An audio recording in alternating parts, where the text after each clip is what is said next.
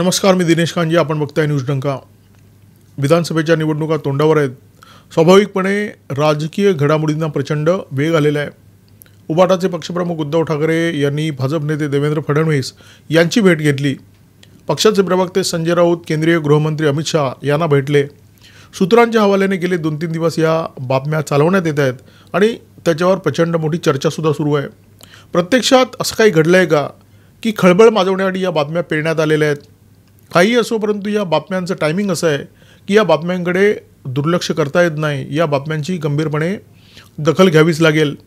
ही दखल घ्यावी लागेल काँग्रेसला, काँग्रेस नेत्यांना, मुख्यमंत्री एकनाथ शिंदे यांना आणि भाजपच्या समर्थकांनासुद्धा. कदाचित ही एक खेळी असण्याची शक्यता आहे आणि जर ही खेळी असली तर ही खेळी उद्धव ठाकरे काही वर्षापूर्वी खेळलेले आहेत. उद्धव ठाकरे यांनी कदाचित तोच बाण पुन्हा एकदा भात्यातून बाहेर काढलेला आहे, परंतु दुसऱ्यांदा वापरण्यात येणारा हा तीर तीच कामगिरी करेल का जेवढी त्याने पहिल्यांदा केली होती? महाविकास आघाडीमध्ये उद्धव ठाकरे यांची प्रचंड मोठी कोंडी होते, घुसमट होते आणि ते ही कोंडी फोडण्याचा प्रयत्न करत आहेत. अशा प्रकारचं चित्र निर्माण करणाऱ्या बातम्या गेल्या काही दिवसापासून आपल्याला वाचायला मिळत आहेत, ऐकायला मिळत आहेत. जेव्हा अशा प्रकारच्या बातम्या प्रसारमाध्यमातून आपल्याला पाहायला वाचायला मिळतात तेव्हा त्या बातम्या काही आकाशातून पडलेल्या नसतात. त्याचा एक स्रोत असतो. अनेकदा तो चेहराही नसेल, परंतु हा आतला माणूस असतो, अत्यंत महत्त्वाचा माणूस असतो.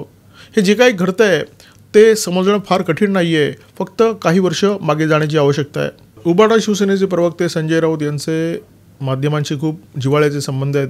अनेकांची त्यांची वैयक्तिक मैत्री आहे आणि हे संबंध कसे वापरायचे याचं ज्ञानसुद्धा त्यांना आहे.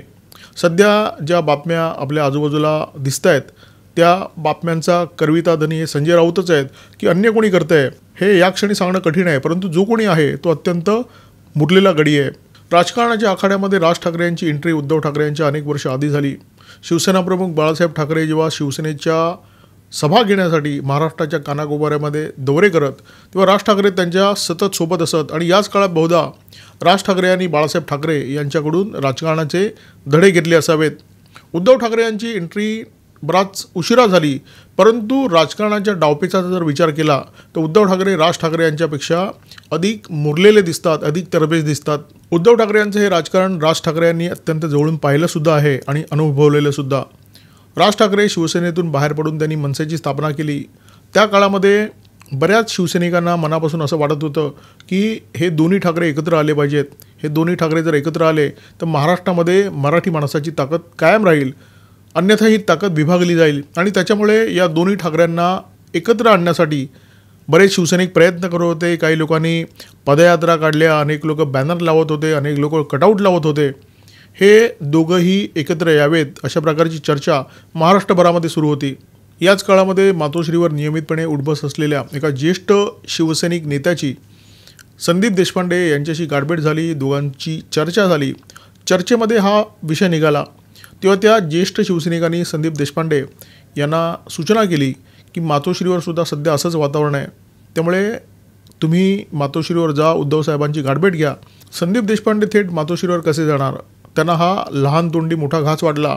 ते गेले राज ठाकरे यांच्याकडे. राज ठाकरे यांना त्यांनी सगळा वृत्तांत सांगितला. त्याच्यावर राज ठाकरे यांचं उत्तर असं होतं, प्रतिक्रिया अशी होती, असं काही घडेल असं मला वाटत नाही. तुला जर वाटत असेल तर तू प्रयत्न करून बघ. संदीप देशपांडे पडत्या फळाची आज्ञा घेऊन मातोश्रीवर गेले. उद्धव ठाकरे यांना भेटले. उद्धव ठाकरे यांच्याशी त्यांनी चर्चा केली. चर्चा सकारात्मक होती. दुसऱ्या फेरीची चर्चा करायला स्वतः बाळा नांदगावकर गेले. त्या भेटीमध्ये उद्धव ठाकरे यांनी बाळा नांदगावकर यांना सांगितलं की मी राजला फोन करेन. उद्धव ठाकरे यांनी नांदगावकरांना जो शब्द दिला तो कधीही पाळला नाही. ते राज ठाकरेंना फोन करणार होते, परंतु हा फोन कधी झालाच नाही. ही उद्धव ठाकरे यांची खेळी होती. ती खेळी अशासाठी होती की त्या काळामध्ये भाजप आणि मनसे एकत्र येतील अशा प्रकारच्या बऱ्याच चर्चा सुरू होत्या आणि तसं घडू नये म्हणून उद्धव ठाकरे यांनी ही पुडी सोडली होती. ही पुडी मनसेला लोंबकळत ठेवण्यासाठी होती. ही पुडी राज ठाकरेंना भाजपच्या सोबत जाण्यापासून रोखण्यासाठी होती. ही पुडी टाईमपास करण्यासाठी होती. उद्धव ठाकरेंनी ही खेळी केली आणि ती खेळी यशस्वीसुद्धा झाली. राज ठाकरे यांना जे वाटत होतं तसंच घडलं. राज ठाकरे हे उद्धव ठाकरे यांना ओळखून होते. उद्धव ठाकरे यांचं जे राजकारण आहे ते अशा प्रकारचं कुटील आहे, बेभरवशाचं आहे आणि अवसान घातकीसुद्धा आहे. त्याच्यामुळे राज ठाकरे आणि उद्धव ठाकरे हे पूर्वी एकत्र आले नाहीत आणि भविष्यातसुद्धा असं काही घडेल याची सुतराम शक्यता नाही आहे. बरं, हे काही आमचे मनाचे श्लोक नाही आहेत. संदीप देशपांडे स्वतः न्यूज डंकाच्या स्टुडिओमध्ये आलेले आणि त्यांनी एका मुलाखतीदरम्यान हा सगळा किस्सा उलगडून सांगितला होता. मनासारखं खायला मिळत असेल तर उद्धव ठाकरे कुणाच्याही पंक्तीला बसू शकतात, कुणासोबतही युती आघाडी करू शकतात. उद्धव ठाकरे यांनी 2019मध्ये हे दाखवून दिलेलं आहे. परंतु आज परिस्थिती खरोखरच अशी आहे की उद्धव ठाकरे आणि त्यांच्या पक्षाची महाविकास आघाडीमध्ये प्रचंड मोठी घुसमट होते आहे. आधी त्यांनी मुख्यमंत्री पदावर दावा करून पाहिला, परंतु मित्रपक्षांनी तो मनावर घेतला नाही. आता जागा वाटपाची चर्चा सुरू आहे आणि परिस्थिती अशी आहे की उद्धव ठाकरे यांच्या पक्षाला 100 जागासुद्धा मिळतील की नाही याची शंका आहे. भाजपसोबत जेव्हा उद्धव ठाकरे यांच्या पक्षाची युती होती तेव्हा 125 जागा तर सहज मिळायच्या, परंतु आता 100 जागा पदरात पडून घेण्यासाठी उद्धव ठाकरे यांच्या नेत्यांना प्रचंड घाम गाळावा लागतो आहे असं चित्र दिसतं आहे. त्यामुळे आज जर अशा प्रकारच्या बातम्या पेरण्यात येत आहेत की संजय राऊत अमित शहा यांना भेटले, उद्धव ठाकरे फडणवीसांना भेटले, तर त्या बातम्या केवळ आणि केवळ महाविकास आघाडीमध्ये उद्धव ठाकरे यांच्या पक्षाचं वजन वाढवण्यासाठी आणि काँग्रेसवर दबाव टाकण्यासाठी आहेत. परंतु या बातम्यांचं टायमिंग चुकलेलं आहे. कारण महायुतीची परिस्थिती अशी आहे की जागा वाटप जवळजवळ पूर्ण झालेलं आहे. काही मोजक्या जागांवर तिन्ही पक्षांमध्ये थोडेसे मतभेद आहेत. ते मतभेद दूर करण्यामध्ये तिन्ही पक्षांचे नेते यशस्वी होतील अशा प्रकारचं चित्र आहे. महाविकास आघाडीमध्ये ज्या प्रकारे लाथाळ्या सुरू आहेत, एकमेकांवर आरोप आणि प्रत्यारोप सुरू आहेत, तसं वातावरण महायुतीमध्ये दिसत नाही आहे. त्यामुळे इथून तिथे उड्या मारण्याची वेळ निघून गेलेली आहे. जागा वाटपाची चर्चा आता पूर्णत्वास येत असल्यामुळे उभाटा शिवसेनेला आता काही महायुतीमध्ये जागा मिळेल अशा प्रकारची अजिबात शक्यता नाही आहे. उद्धव ठाकरे यांचीसुद्धा तशी इच्छा किंवा अपेक्षा नसावी. त्यांना फक्त काँग्रेसवर दबाव निर्माण करायचा आहे. ही सगळी चर्चा भाजपच्यासुद्धा सोयीची आहे, कारण त्यांना महाविकास आघाडीमध्ये जेवढा बेबनाव होईल तेवढं चांगलं, जेवढा गोंधळ निर्माण होईल तेवढं चांगलं, तेवढी महाविकास आघाडी दुबळी होईल आणि त्याचा फायदा महायुतीला होईल असं भाजपचं गणित आहे. काँग्रेस उद्धव ठाकरे यांच्या या दबाव तंत्राला फार भीक घालताना दिसत नाही आहे. काँग्रेस पक्षाचा आत्मविश्वास इतका प्रचंड वाढला आहे की आपण स्वबळावरसुद्धा महाराष्ट्रामध्ये सत्ता काबीज करू शकतो अशा समजात किंवा गैरसमजात काँग्रेस पक्षाचे नेते आहेत. 2019च्या विधानसभा निवडणुकानंतर जे काही घडलं ते अघटित होतं, अनपेक्षित होतं, धक्कादायक होतं, आश्चर्यकारक होतं. उद्धव ठाकरे उठून शरद पवारांच्या मांडीवर जाऊन बसतील, काँग्रेसला जवळ करतील असं कुणाला स्वप्नातसुद्धा वाटलेलं नव्हतं. महाराष्ट्रातले मुठभर पत्रकार आणि काही मोजके राजकारणी जर सोडले तर याची कुणकुणसुद्धा कुणाला नव्हती. परंतु 2024च्या निवडणूक निकालानंतर असं काहीतरी होणारच आहे असं ठामपणे जनतेलासुद्धा वाटतं आहे.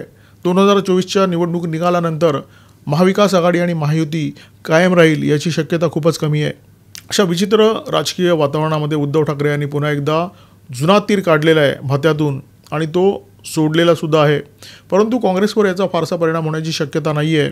पुढ्या सोडण्याची उद्धव ठाकरे यांची रणनीती काँग्रेसला कळून चुकलेली आहे. त्याच्यामुळे काँग्रेसवर या चालीचा फारसा परिणाम होईल अशी शक्यता नाही आहे. परंतु जे काही घडतं आहे ते निकालानंतर घडेल असं आता ठामपणे वाटायला लागलेलं आहे. या व्हिडिओमध्ये तुर्तास इथेच थांबतो. व्हिडिओ जर आवडला असेल तर लाईक करा, शेअर करा आणि अशा प्रकारच्या माहितीपूर्ण व्हिडिओसाठी सबस्क्राईब करा न्यूज डंका.